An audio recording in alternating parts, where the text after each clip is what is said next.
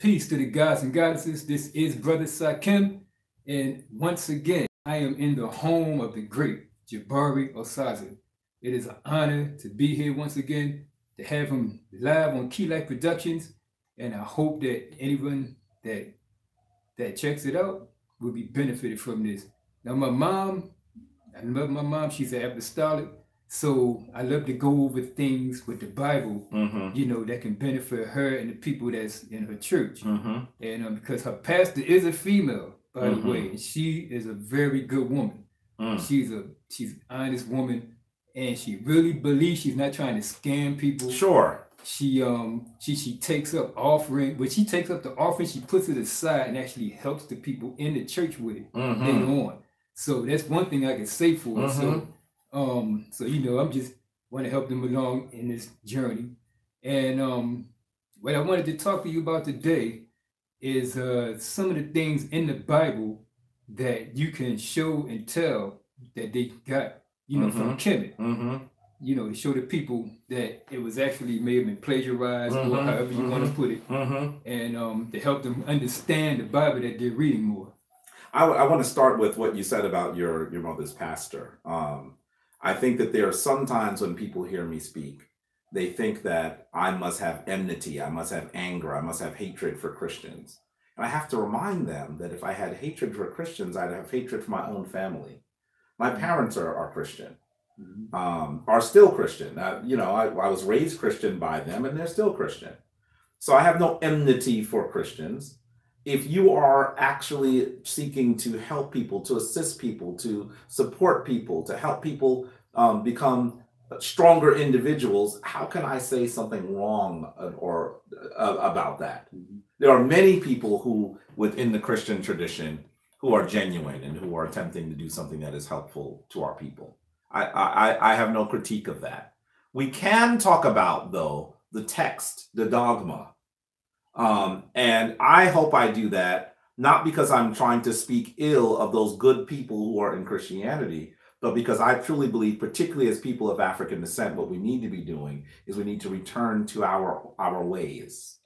We can actually, it is possible for you to actually practice ancient African spiritual forms, or it's possible for you to take Christianity back towards its African origins. If you did that, what we would be doing would be quite similar.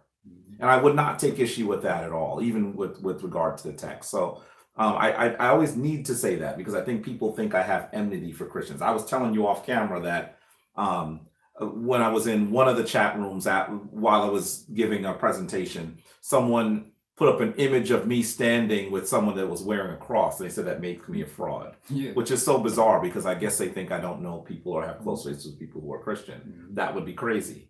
Right. And so I think we need to be clear about what we're doing. We're not taking the gang approach of the streets and bringing it into the conscious community where it's us versus them. We are all the same people.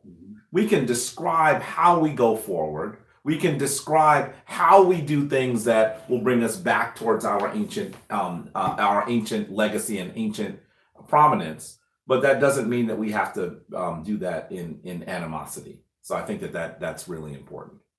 With regard to the question you asked, you were saying that there's some things in the Christian tradition that come directly from the African traditions of ancient Kemet. And I'll say to you that ancient Christianity was greatly influenced by ancient Kemet.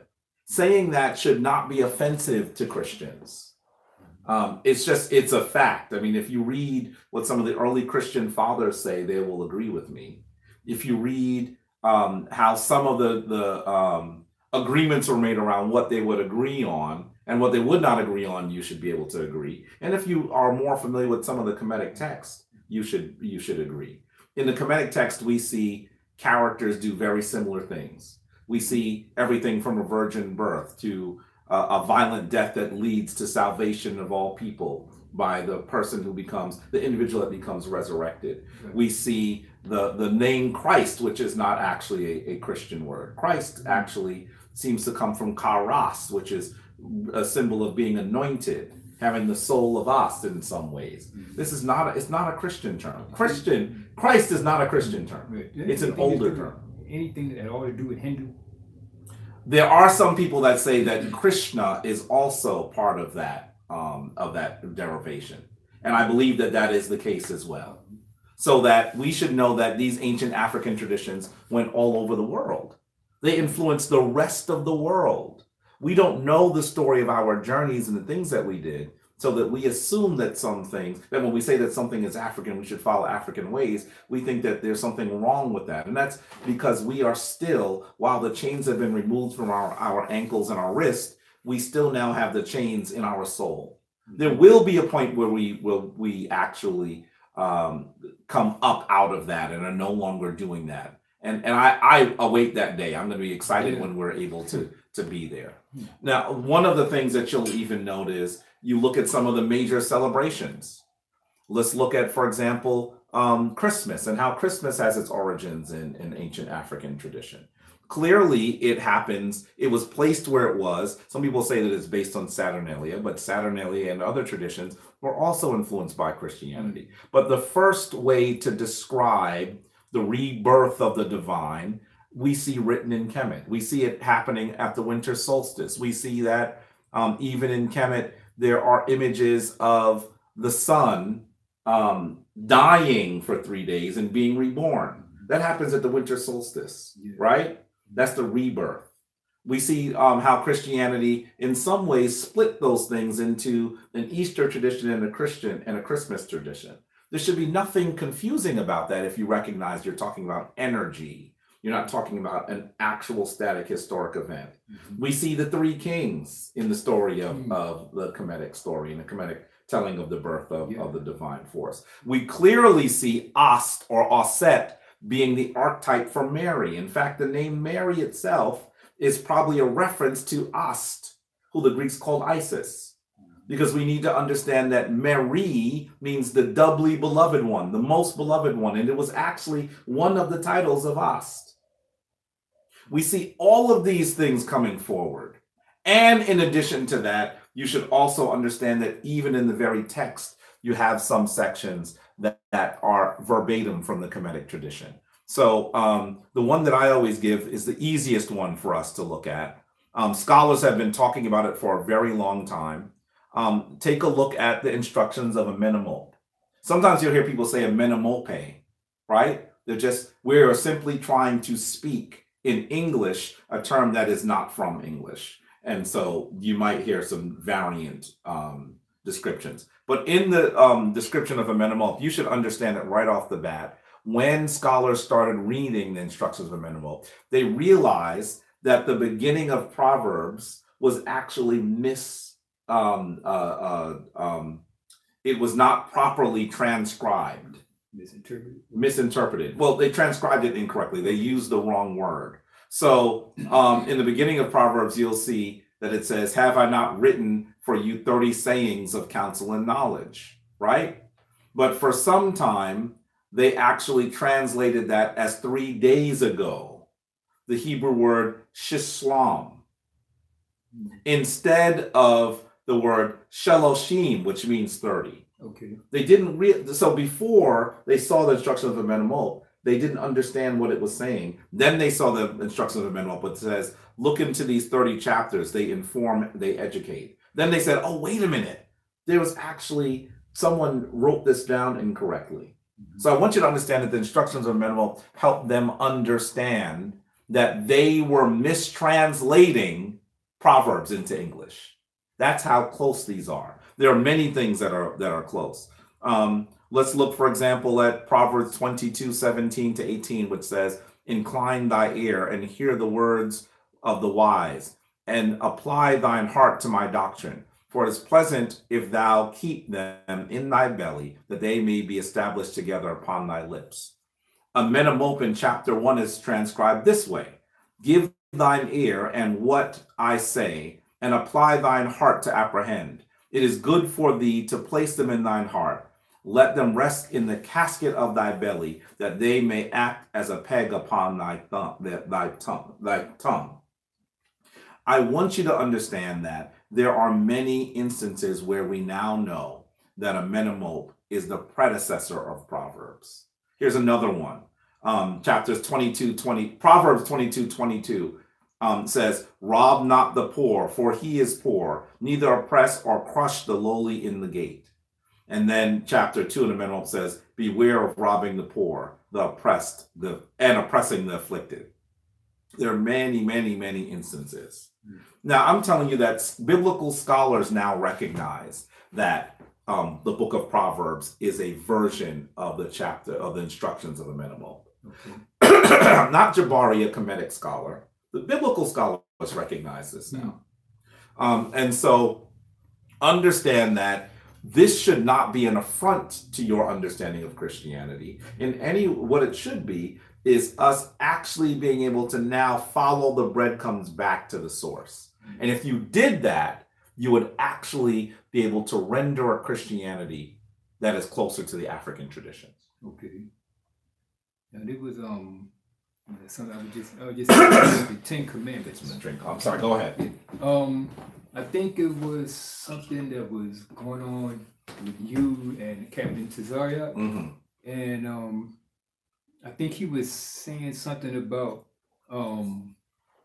prove that some of the 10 Commandments is actually from Ma'at, or you know what I'm saying, that some of the Ma'at is actually, but the 10 Commandments was plagiarized from Ma'at. Could you go in on that? First of all, let me say this to you. I don't like to use the word plagiarized, right? Okay. And the reason why I don't use the word plagiarized is because I think that the people that initially wrote these things into the Bible were not trying to take something that they did not think was from great wisdom. Right. In some ways, it was an homage.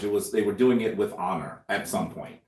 It is later that people wanted to actually describe Christianity as being something that is separate and distinct from the older traditions. It's later people, and this happens really around the 3rd and 4th centuries of the Common Era, that they try to erase the roots of Christianity. So when you say plagiarized, and people often say plagiarized, not to you, Brother Sakem, people often say that. What happens is people become defensive. What I want you to understand is Christianity has an earlier origin. That's how you should look at it. And if you recognize it has an earlier origin, then you should say, well, maybe I should go back to the source. Going back to the source can't be evil. How could the Kemetic tradition be evil when those people who are the basis of the Christian tradition took directly from this tradition, took directly from its text, took directly from its ethos, its great myth? How could it be evil? The only reason why you think it's evil is because someone has not allowed you to read more broadly than the one book they put into your hand. And African, I challenge you, do you think that the European had control of that book for 2,000 years and didn't have their way with it? That wouldn't even make sense. No. The people that actually put it together so that they would be able to empower themselves. Sometimes I ask people who actually decided which books would be in the Bible, and most Christians just look at me dumbfounded, like they've never considered that. You know that there are books that were not included? Well, who decided which books would be in there?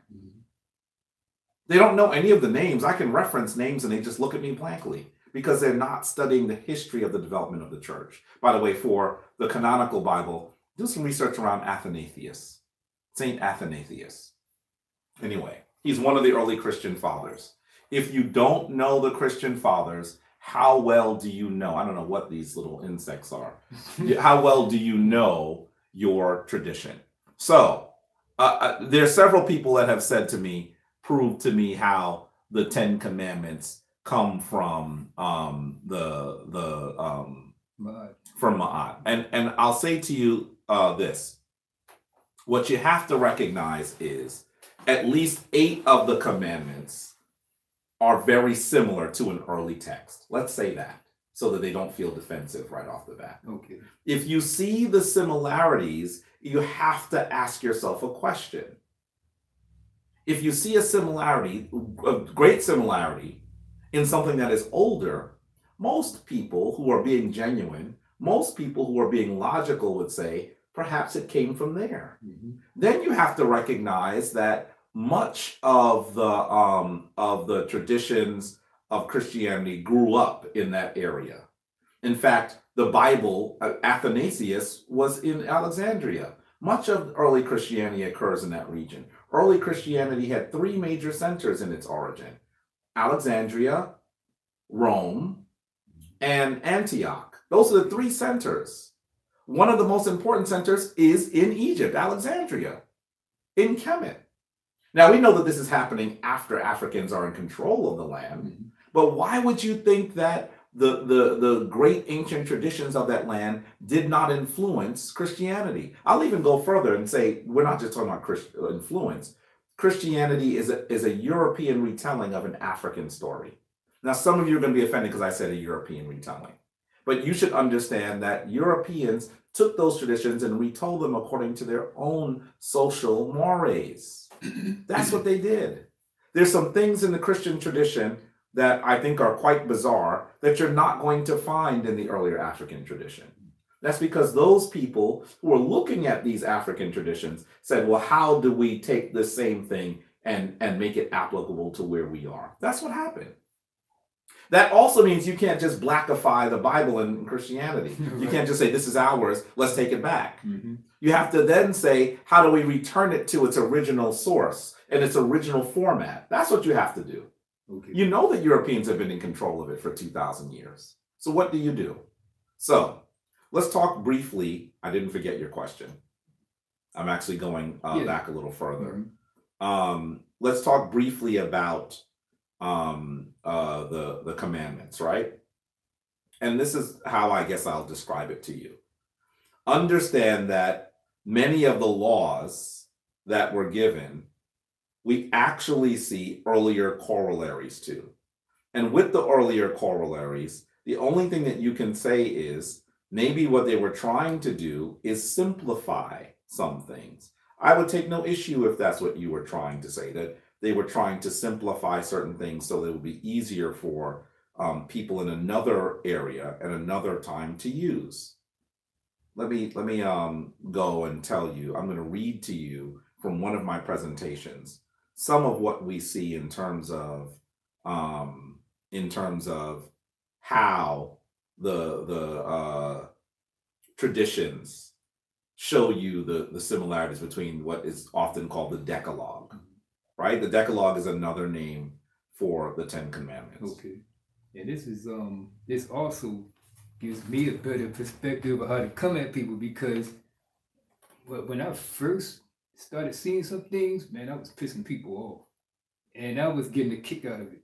But then I had to learn making people mad is not what's the use? How was it helpful? But even lately, after I critiqued that, some of the things that I say even piss people off, but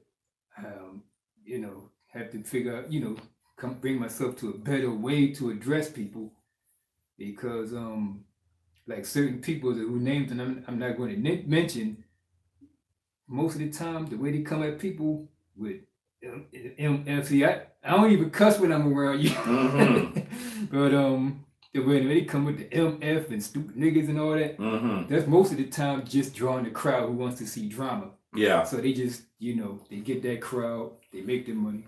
But I think that there are some people that are doing this simply because they know that they're looking for clicks, right? Yeah. I get that.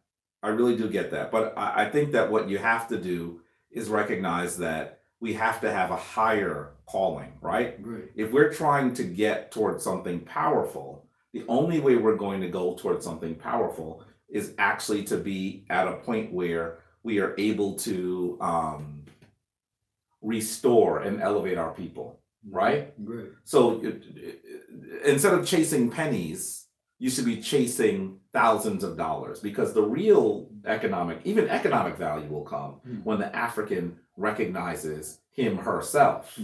That is when we'll truly be able to become a global people with global commerce, right? So you chase pennies when you're leaving thousands of dollars, C notes on the table. Right. That's what you're doing.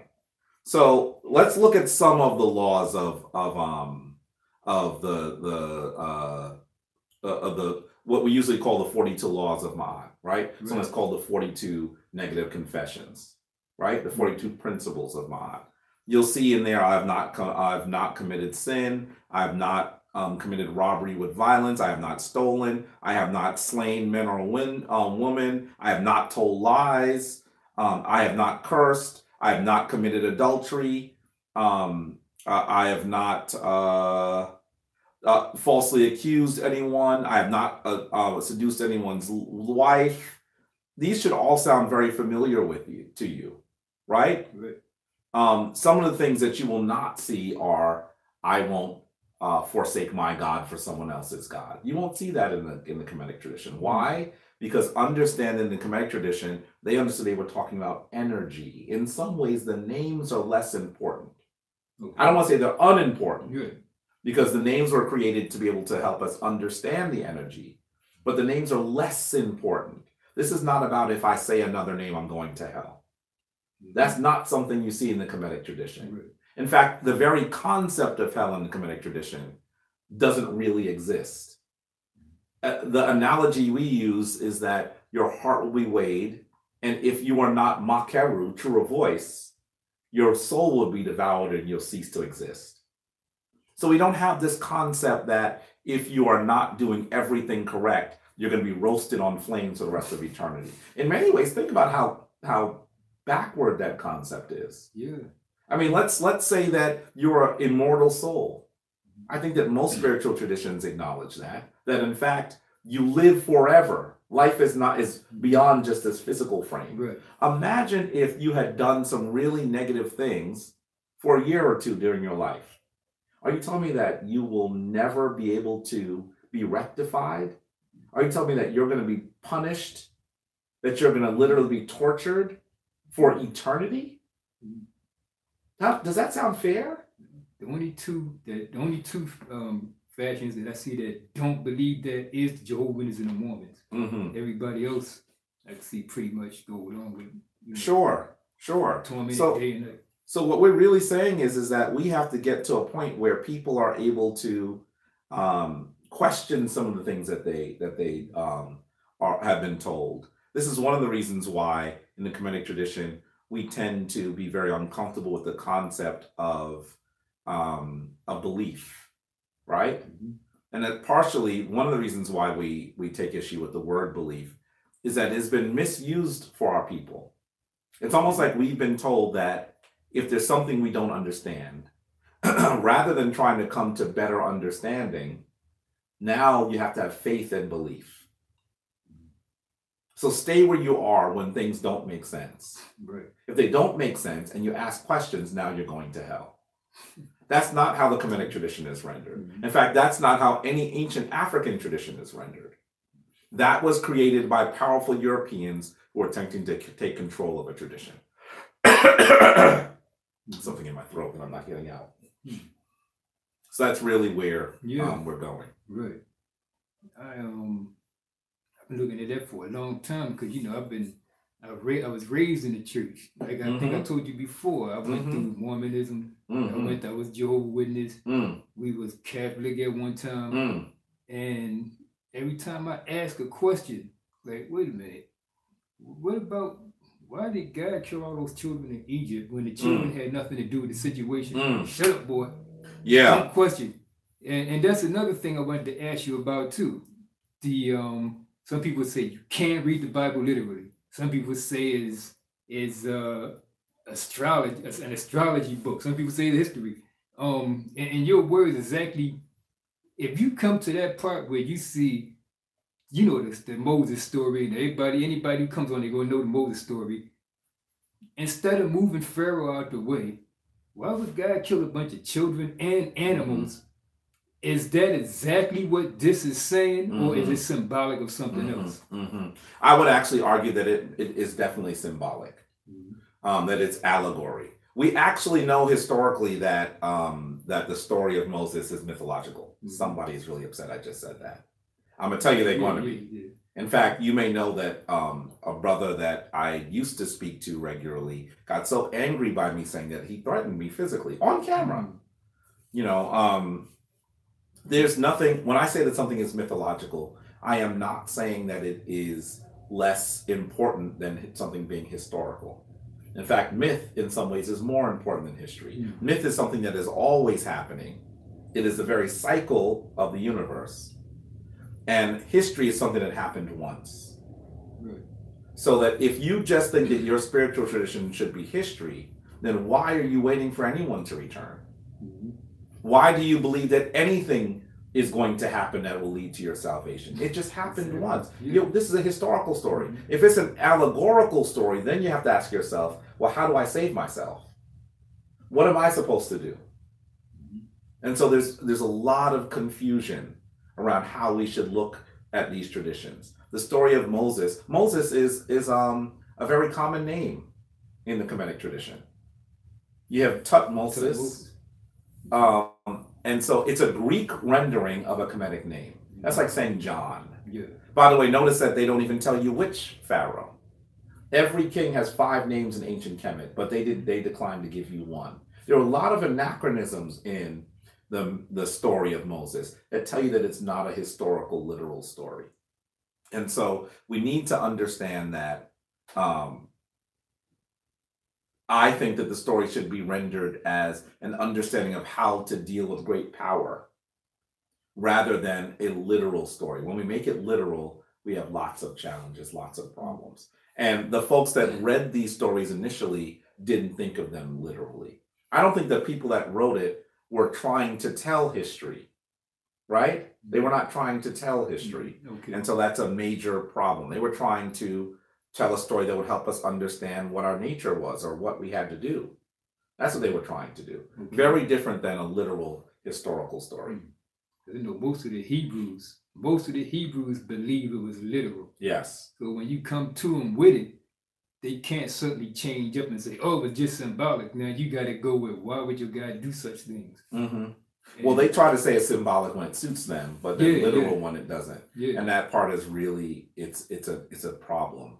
And if they understood the history of Christianity, by the way, I'm going to say this and some people will be offended. From my understanding of traditions, most Hebrew Israelites are Christians. You ain't the Christians. They're Christians.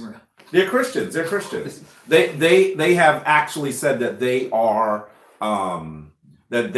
Israel because they're chosen, and the story of the enslavement of Hebrew people has some similarities to some things that actually happened to us. But the reality is that's the only thing that distinguishes them. They are Christians. And I know that somebody's offended by that. I'm not here necessarily to make you feel good. I'm here to tell you the truth. Right. If the truth doesn't make you feel good, then you need to now reevaluate your connection to the truth. The numbers be climbing as people peek in. Yeah, people peek in, especially from my mom's church, but they don't tell me. But I know from conversation, they peek in. That's my brother. Now, let me get to something you said about the stars and astrology, right? Okay. People say to me all the time that it is not correct for us to look at the stars as Christians. And I simply say to them, brother, sister, you are uninformed. You have to ask people who say that to you, why does Easter fall on a different day every year? And they say, I don't know. Well, the reason why Easter is on a different day every year is because it is the first Sunday after the first full moon after the spring equinox. That's what makes Easter. I'm sorry. Is that not dictating the most important holiday, the most important ceremonial day, the most important day in the Christian calendar is dictated by the stars?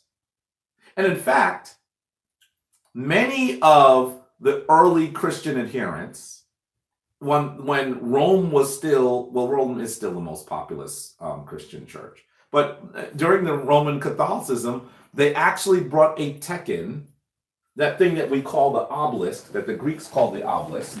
They brought a tekken from Kemet, put it in the middle of St. Peter's Basilica, and that was how they were able to dictate when Easter would fall, using a Kemetic device in the middle of the area where the Vatican is. When the Pope opens his windows, he sees the Tekken. Not just a Tekken they created, but one from Kemet. If this tradition was evil, why would they use it to dictate when their savior rose? By the way, this is a symbol of the resurrection of Asar, that person, that divine character that the Greeks call Osiris. So that this is a symbol of resurrection, and they're using it to tell them when their Jesus was resurrected. If you look long enough and listen carefully enough, you will see that even Christians are telling you that this tradition comes from Kemet. Does that make sense? If this was a item that was connected to idol worship, these are things that people tell me online, that were connected to paganism, that was connected to heathenism, then why are they using it to dictate the most important day in the Christian calendar? And why, if you're not allowed to look at the stars, are they using it to dictate Easter? We already talked about how Christmas, the other important day in the current Christian calendar, is dictated by the winter solstice. So this is almost a do as I say, not as I do thing. And so we have to be very careful. The people that say that are not familiar, they haven't studied enough. They haven't studied enough. They've listened to Pastor, but even if you ask Pastor a few questions, and Pastor was one who actually had gone to seminary, who had been trained, Pastor would have a different conversation with you than you're having right now. How do I know that? Because I have those conversations. There's some information that they're not sharing. I'll never forget, my mother said to me that if you don't say or know the name of Jesus, you can't go to heaven. And so I'm at church with my mother. She introduces me to her pastor, and her pastor is grabbing my hand, trying to convince me to come back to the church. I said, Pastor, you've been disingenuous to my mother. Disingenuous? What do you mean? I said, well, you have to be disingenuous because you've told her if she doesn't say the name Jesus, she's going to go to hell. But you know, there's no J in the language that it was spoken at that time. He says, yes, so let's say Yeshua. My mother's mouth dropped. In 15 seconds, he relinquished the name that he said was the key, her passcode into heaven. And in 15 seconds, he relinquished it with someone he would consider a non-believer. You have not been told everything. Thankfully, that information is available for you, but you have to do your own research. There's one more thing, because I know you got to go. And then you can just go ahead, close out, with this. And this is probably, I heard a lot of people say this. Hebrews said it, Christians say it, when they talk about, oh, that's an evil symbol. Right. And you should stay away from that. There's a lot of people, I don't know, a lot of people, but I heard people say that Egypt, what they call Egypt, is simply America today. They simply moved over here and took us to slavery and everything and so forth and so on like that.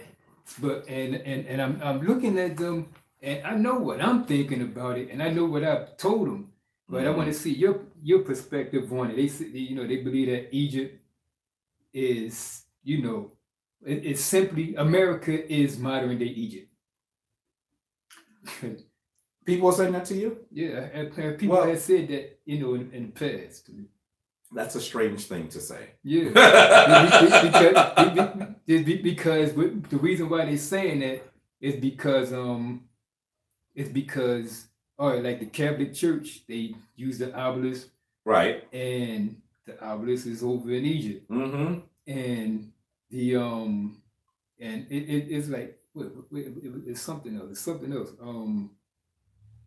Different things that are in Egypt is pretty much over here in America, and they try to like the phoenix, the bird coming out of the shell and everything. They say that was Egypt. That was bird over in Egypt. Now they got it over here in America, and different symbols like that. So well, let me say this to you. I think we have to recognize when people say that to you. One of the reasons why they say that is because they're afraid that you'll see the symbol and you'll follow it back. And so this is their way to protect that which they have taken, right? One of the earliest copies of the Bible is called the Codex Glazier. Okay. This is in the back of the Codex Glazier. So you'll actually see there's literally an ankh on the back of the Codex Glacier. Up to the camera. I think they can see it. Yeah. Yeah. They Can you see it? making sure. That's the image on the back of the Codex Glacier. Right. In addition to that, you'll recognize that many of the symbols of Christianity are earlier symbols. But of course, if we continue to tell you that, people will be afraid. I want to also show you that one of the early Christian churches that existed in Alexandria, that existed in Kemet, after Kemet fell, this was the symbol they used for the church. Okay. So in many ways, the ankh is the first symbol of the Christian church. Why? Because they took these traditions from Kemet. So if you think that the ankh is evil, why did early Christians use it so liberally? In fact, the thing that's also interesting is the cross is a symbol that was used by other individuals, other traditions. So take a look at, for example, this image. This is Bacchus on the cross. You can see Bacchus crucified there. These symbols have earlier origins. There are people who would like you not to know that, because if you know where their origins are, you will follow them home. And if you follow them home, they will lose you. They will lose your dollars. Here goes you can even see the ankh used in the Chi Rho, which is one of the early systems of Christianity, symbols of Christianity, all used by the Coptic Christians, right? So how could these symbols be evil when they are where Christianity has its origin? So what I'm trying to say to you, family, is when people say that to you, they're saying that because they're trying to defend their position. They're trying to defend their hegemony. They're trying to remain powerful. I couldn't think of it. One of the main things that they use is the pyramids. The pyramids in Egypt, and then the pyramid on the back of the dollar bill. Sure. Well, here's an image from a Christian cemetery. You're going to see the Tekken, the obelisk all over a Christian cemetery. So if these symbols are evil, then why are they being used in this manner? If they're evil, then why is it that they are being used to dictate when Easter shall fall? Why is that? How do you explain that? Right.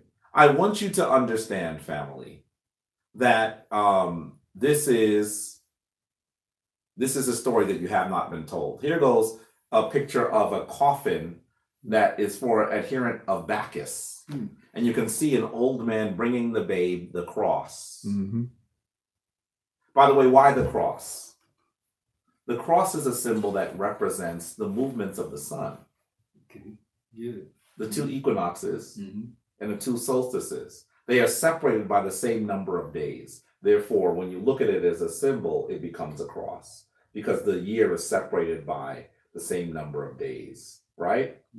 And so that is where the cross becomes a sacred symbol. This is astrotheology. That's why they also don't want you to look at the stars or to read the stars, because if you do that, you will actually take the power of the divine back for yourself. Powerful people want you to go through them. That's simply what it is. But if you recognize that you are a divine vessel, imbued with all divine powers, you don't need to go through them. As a Kemetic priest, I don't have more divinity, more divine energy than anyone else. Hopefully I've been cultivating it longer. But that doesn't mean that I have more energy than anyone else. We are all divine beings. In that sense, you don't have to necessarily come through me to get connection to the divine. In fact, my goal, my responsibility is help you do it yourself. That's the difference. But as long as you think that you have to come to me to reach Jesus, then you're going to empower me. You're going to lavish me with your funds. You're going to put me on a pedestal so that even when I'm on a pedestal, I can do inappropriate things because you placed me on a pedestal, including things to your wives and to your children. This is the danger. And it's unfortunate that so much evil has been done in the name of the divine. Because now, in some ways, what they've done is they've prevented people who were looking for the truth from seeking the truth, because they've been so damaged by people who said they had the truth. We have a lot of work to do, Brother Sakem. And I say this to my Christian brothers and sisters in love, not in anger, not in animosity, although I know that there are some that will read it that way. I only hope and pray that one day they'll be able to understand and recognize what is true. Right. So I know you have to get going. And one thing that you did, it makes me kind of wonder who, you remember the old movie, TV show Ultraman, when you did like that. Right. I'm thinking, I never noticed it until you did it, and that's a cross, and he used that to make the lasers come out. Yeah. And I wonder if the people that made this show was thinking anywhere along this. I mean, that's just something to think about. Well, sometimes the off the wall thoughts lead you to something that's really big. So just know that I haven't seen Ultraman in many years. But, I'm also a comic book superhero fan, right? Okay. So now you're going to make me go back in the crates and watch Ultraman again. But, a lot of times what they do is they tell our story in an interesting way, and it empowers them. I mean, you'll see many retellings of African myth in The Lion King, in the Matrix series, and in many in the Superman series. Yeah. You're seeing retellings of our ancient myth. And as they do that, they've empowered themselves with our stories, the same stories that Africans who have been confused are running away from. So we have to, the only thing we need to do is come back to ourselves. Right. If we do that, all the challenges that we have will dissolve. Okay. Well, with that being said, I know you have to do some things. Yes. And I'm going to get out of here. And I hope that everyone that tuned in, or everyone that tunes in, can look at this and get something out of it. And notice I am on my best behavior because we had Brother Jabari here. Well, I'm going to say to Brother Sakem, he should always be on his best behavior. Because really what we're doing is we're trying to teach our people. And it's hard to teach people when you're speaking in the same way as people who are trying to harm them. Right. So you have to try, if we're trying to teach our people, trying to assist, be just a small cog in the machine that will lift our people up. We have to make sure that they hear that we love them. And so sometimes even when they come at us with something other than love, with venom, we have to return it with love and care and concern. So, and people have said some of the most nasty, dastardly things to me and about me. But I recognize they're doing it out of ignorance, out of the pain that has been visited upon them by our oppressors. So I only approach them with love, hoping that one day they'll be able to come home. Right. And with that being said, this is Brother Sakem. This is Brother Jabari. We coming to you from his home in Harlem, New York. And I thank him for his time, and I hope that everyone gets something out of it. Peace until next time.